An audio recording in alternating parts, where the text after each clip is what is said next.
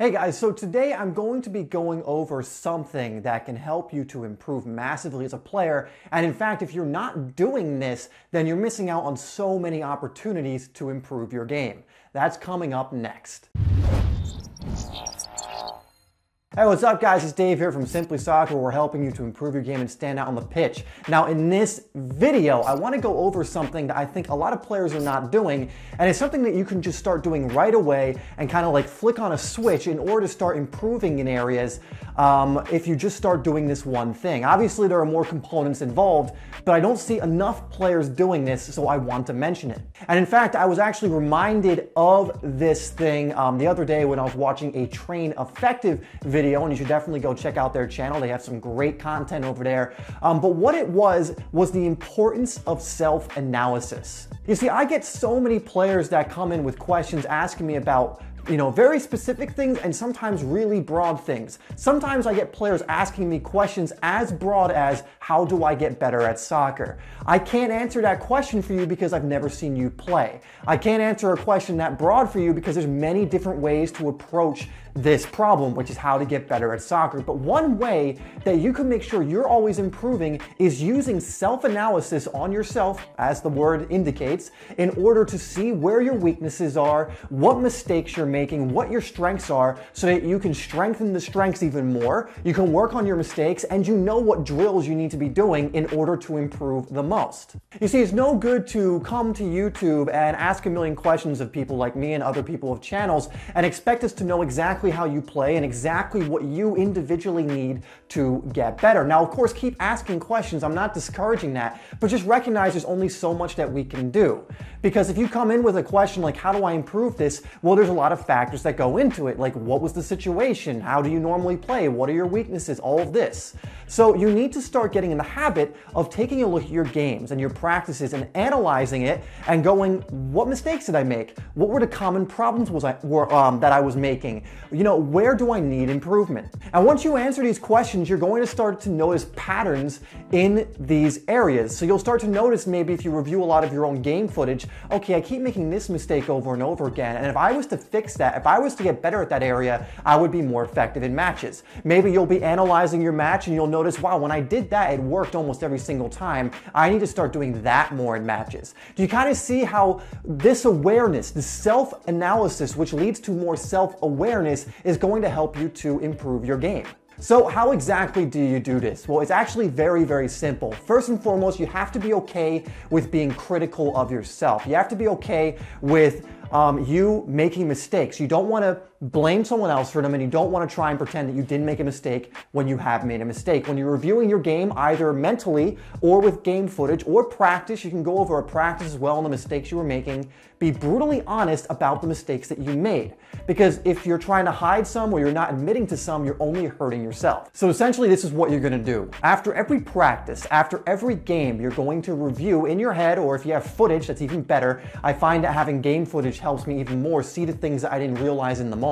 But if you don't, it's okay. Just use your memory of what went wrong and what went right. And you're just going to analyze it, and you're going to ask yourself the right questions. Questions like, what was the most common mistake I was making? What was the mistake I was making that was the most dangerous mistake? Like it was leading to your opponent's countering or whatever. What was something you could have been doing in order to play better and it kept popping up? Like a certain situation kept happening where if you did this one thing, you would have had more of an impact. What were the things that you were doing well and were working in the match? These are the kind of questions you want to ask yourself every time you review your game footage, every time you practice, and go, okay, maybe for example, if you're practicing and I'm, say, working on my ball control, I can say I'm pretty weak on this one side, I've noticed. So maybe I want to dedicate a little more time to getting good at that. Maybe you're doing some dribbling, or in a match you recognize my dribbling's a bit weak and I keep losing control of the ball while dribbling.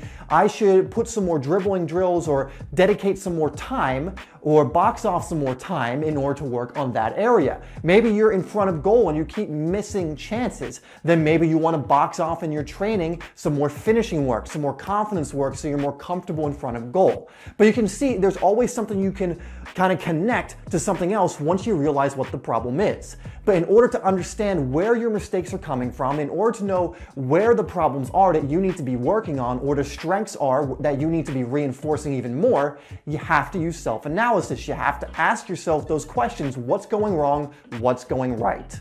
All right, guys, so I hope that makes sense. This is so important when it comes to your own development, because again, I get a lot of messages, and other YouTubers do as well, and even coaches with a team of like 22 players can't go to each player individually all the time and tweak their game. Yes, it would be awesome if everyone had a one-on-one coach that would watch you and tell you exactly what you need to do, but you need to be your own coach, if that makes sense. So you can come here and I can try and help you. Definitely watch the videos because they will help you, get to the root of the problem and then, tell you what to do from there. But you have to be the one that comes up with, what are the mistakes I'm making? What are the areas I need to work on? Where are the strengths that I need to reinforce? Now, I'm going to link down below a video called How to Become a Standout Soccer Player. It's a very in-depth little video series. It's 2 parts that will help you realize what areas you need to work on, what you're good at, and basically the things you need to work on to stand out on the pitch. So I will put that down below for anyone interested in having the right questions asked to them or told to them,